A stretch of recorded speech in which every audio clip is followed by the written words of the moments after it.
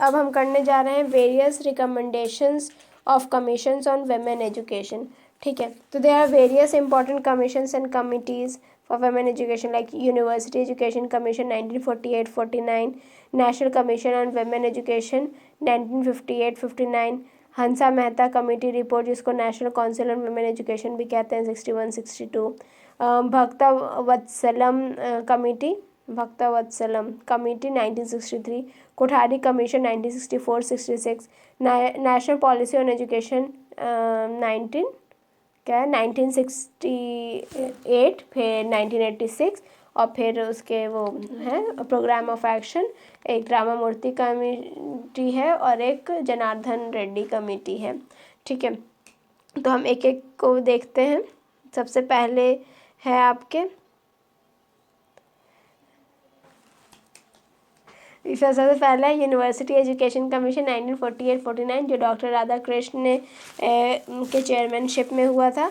ठीक है, इसने किस चीज़ की रिकमेंडेशन की थी? That women should be provided with all the facilities and proper atmosphere of general education. इन्होंने अपॉर्चुनिटीज़ ऑफ एजुकेशन को बढ़ाने की बात की थी। ठीक है, सिलेक्शन ऑफ करिकुलम की बात की थी कि should be according to the need of the womanhood, their taste and aptitude. Uniformity in the scale of salaries की बात की थी between men and women for equal work. को एजुकेशन में be conducted for at basic school as well as for universities. फिर आता है national committee on women education. ठीक है, मतलब that is Durgabai Deshmukh committee 1958-59। ठीक है, इसमें क्या था? That was women education with its problem, मतलब ये जो कमेटी थी that's only for the women education with its problem and to suggest measures for the improvement of women education. ठीक है, तो इसका क्या रिकमेंडेशन था? इन्होंने कहा था कि concession for the girls parents. ठीक है, और हाईएस्ट इनरोलमेंट एंड अटेंडेंस पे प्राइज़ दी जाए। आपके सेकेंडरी एजुकेशन पे separate school for girls education होना चाहिए, और वो parents that is who is below certain income उनके लिए girls education should be free. फिर आता है national council for women education 1962 जिसको हम हंसा मेहता कमेटी कहते हैं।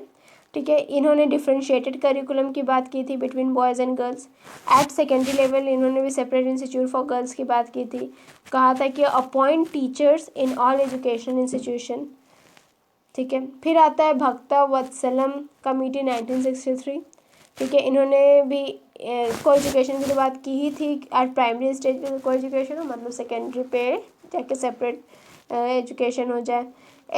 मैरिड वुमेन के लिए पार्ट टाइम का प्रोविज़न इन्होंने दिया था कि मतलब टीचिंग के लिए, सर्विस के लिए, आपके जॉब या एजुकेशन सब के लिए मैरिड वुमेन के लिए कम से कम पार्ट टाइम बेसिस होना चाहिए। आपका क्या है? Social education centre in rural areas for women होना चाहिए।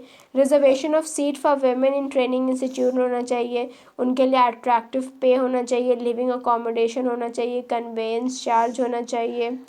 ठीक है, फिर आ जाती हैं आपका वही कोठारी कमीशन 1964-66। इन्होंने मतलब फंड्स की बात की थी कि proper fund should be provided for women education. There should be a special machinery at the state and central level to look after the women education. Teaching, nursing और सोशल सर्विस एक ऐसा field है जिसमें women को मतलब तवज्जो दिया जाए। ठीक है, या इन्होंने टीचिंग, नर्सिंग और सोशल सर्विस में बढ़ावा करने की बात की थी, इंक्रीज़ करने की बात की थी फॉर द वेमेन। फिर आता है नेशनल पॉलिसी ऑन एजुकेशन 1968।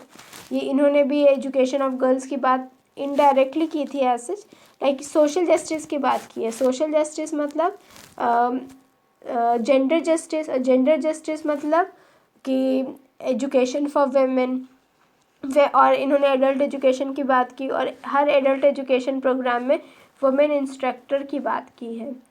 ठीक है, फिर आता है NP 1986 national policy of education 1986 में वोकेशनलाइजेशन